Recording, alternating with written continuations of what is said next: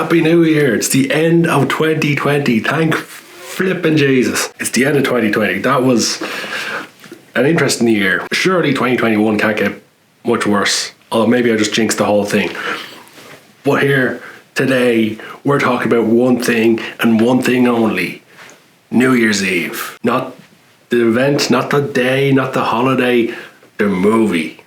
Because there's a movie that was made in 2011 called New Year's Eve that stars everybody. I mean, everybody. And it's not a joke. This movie has everybody in it. To name a few, because I'll probably forget most of them, there's Katherine Heigl, there's Jessica Biel, Lea Michele from Glee, probably saying her name wrong, Josh Duhamel, Sarah Paulson, Ashton Kutcher, Zac Efron, Michelle Pfeiffer, Halle Berry, Robert De Niro, and even Jon Bon Jovi. Because, you know, when you need an actor, you think Jon Bon Jovi.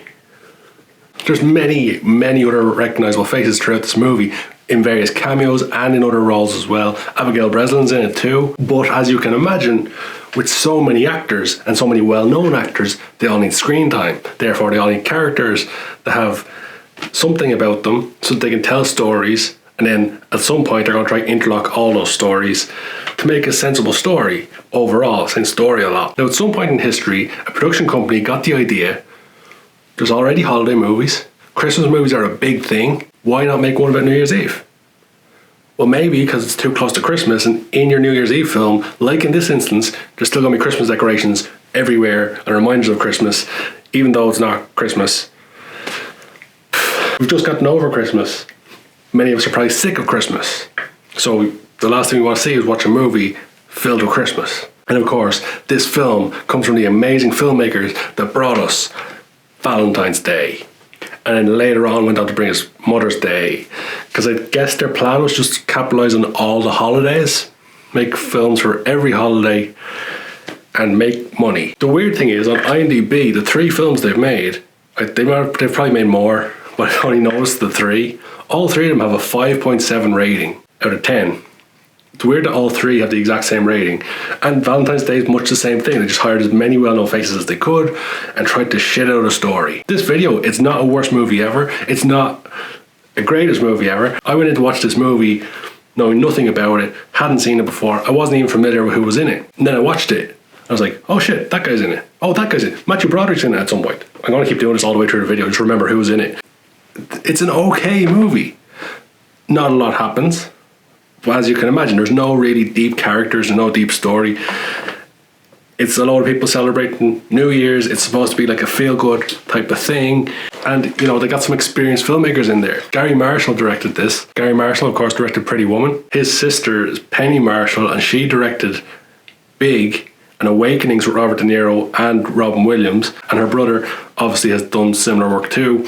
They both worked together in the industry for a long time. It was sensible getting in a director who knows what he's doing, probably has respect from a lot of the actors, especially Robert De Niro, who, you know, probably worked with before. Sofia Vergara's in it too. It's going to keep happening. And it's not that long since I watched the movie. I watched the movie like 2 hours ago. Why I'm already making a video on it, I'm not too sure. It's time we get away from the Christmas movie, focus on something else, and this is certainly something else. A good something else? No. So why don't we take a look at some of the trailer? It's the biggest night of my career. All these people have come from all over the world tonight just to be here. Don't just dump them. Float them in the wind. It should be magical. Hilary Swank and Ludacris are in it. I forgot about them. It only happens once a year. New Year's Eve. Okay. It's a time when hopeless can be romantic. Last year, I met a woman, and she was extraordinary. You're gonna meet Yardley Smith, she voices Lisa Simpson. So, another well-known face. That looks like a long list. You better get on it. If you can make these resolutions come true by midnight, you get these. 4 tickets to that party? You called the right guy. Also, Seth Meyers is in it for some reason. I didn't even know he was in movies, but I guess Jimmy Fallon was in the movie, so Seth Meyers had to be in a movie too at some point. No. This thing is dead. It doesn't work. Call the super. He doesn't work either. First baby delivered in the new year. It's 25 grand. Oh, it's on. Let's go. Cheers. With your feet on the ground. Talk to me. Talk to me. What? Because it's New Year's Eve, you want another shot at it? She's just fooling around. I like fooling around too. I think already from that much of the trailer, even that little bit, you can see how much is going on in this movie. There's so many big name actors, they all need screen time, and they're all kind of separated into their own little stories. The movie's just under 2 hours, and they have to fit in all these actors and all these storylines, so they kind of just pair up actors. Halle Berry is with Robert De Niro throughout the film. Michelle Pfeiffer and Zac Efron, they're a team. Lea Michele and Aston Kutcher, they're a team. Hilary Swank and Ludacris are a team for some reason. I forget, Seth Meyers, Jessica Biel, Sarah Paulson, and the other guy, they're a kind of team. And all these teams, as I say, have their own little storylines which they keep intercutting between. Kind of tied out throughout the film by the fact that Zac Efron is phoning all the people. He phones Sarah Jessica Parker at some point, he phones Ashton Kutcher at some point, just to get that they all know each other, they're all linked, I guess. It was kind of unnecessary, didn't add anything to the film. But there's all these individual stories, and they all have to resolve, and obviously it's supposed to be a feel-good movie, so they all get all these feel-good movies at the end, and they all end up at the same party at the end of the movie, more or less. It's not a complex movie, it's not a thriller, it's not going to keep you on the edge of your seat, but it might make you smile, because there's nothing great about it, there's nothing awful about it, there's a lot of well-known faces in it.